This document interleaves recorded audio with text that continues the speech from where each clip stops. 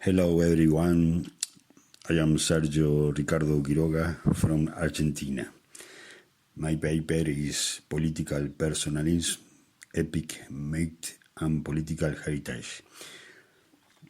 Well, in Argentina and Latin America, the ocean of traditional politics can be seen, particularly in the growing contradiction that governments experience as they deepen extractive, allowing scandalous levels of corruption and increasing intolerance of dissent.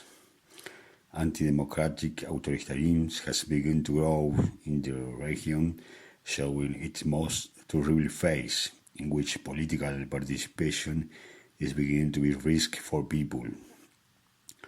This paper describes and explores the phenomenon of political personalism in the province of San Luis, Argentina, a place where the Justicialist Party heard the teachings of Juan Domingo Perón, 3 times President of Argentina, has been in the government for more than 36 years since the arrival of democracy in Argentina in December 1983. Its leaders are the brothers Rodriguez Sá, Adolfo and Alberto, has been governors of San Luis several times, and they built almost objectively political alliance using as a tool the Justicialist Party. This character in the political history of San Luis will their political power day by day based in various factors, but among them, and perhaps the most relevant, is the construction of an epic and a myth as a communication style and as form of action. This construction was confirmed by the low relative weight of the provincial press, the weakness of the political opposition, the strong investment in public works, and the promotion of prebendary policy.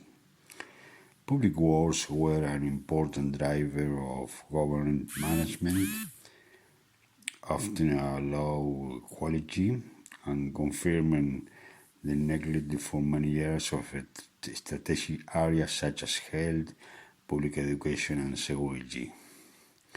Under the government of Adolfo Rodriguez Sá, 5 times governor of San Luis and former president of Argentina in a term that lasted 5 days, social housing plans were promoted, some carried out in the institutional place, and which few controls on the companies that were awarded.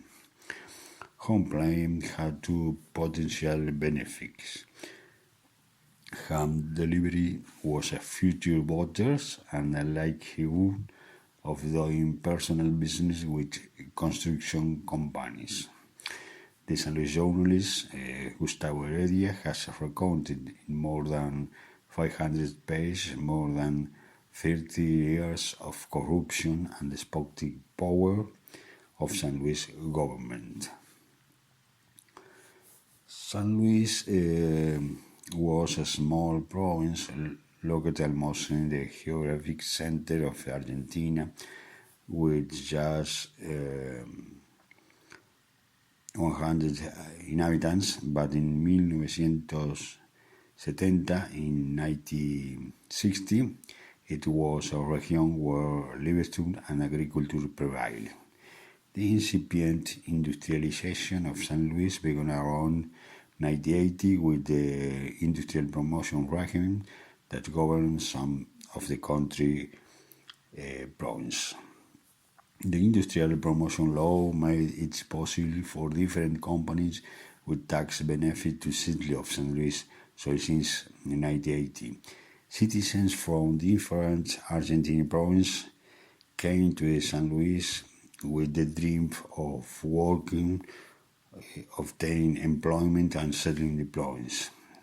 The new social composition and the emerging chance arising as a consequence of the democratic growth produced by the arrival of new settlers, workers, businessmen. since the implementation of the industrial promotion law since 1980 modified the urban and social geography of the province. The job offer in San Luis was attractive to the station and recurrent economic crisis that Argentina was experiencing in that period and allowing new settlers to arrive in search of employment in San Luis. On the other hand, employees of the public administration of San Luis, teachers, policemen, and doctors, among others, received meager salaries that were always paid on time to guarantee, as the government advocated, social peace. The Peronist Party of San Luis, with the Rodriguez brothers in government, knew how to build the might of good government in a climate of social peace and economic prosperity, thanks to a government strategy that included various public policies, such as strong public works plan, control of government media and release media, information consulting, official press service, distribution of official advertising in media close to a power in a context of artisan journalism and families media, and the construction of a new epic for San Luis. Opaque democracy are characterized by tenuous or not existing institutional division of power, political personalities, personal business linked to the state, lack of public transparency, recurrent disqualification of the opposition press, and little citizen participation in public affairs.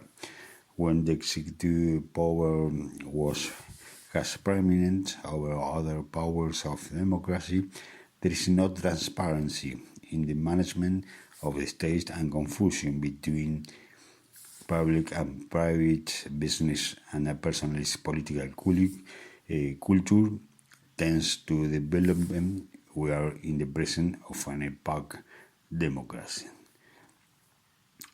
This paper is about opaque democracy, myth and epic. Thank you very much.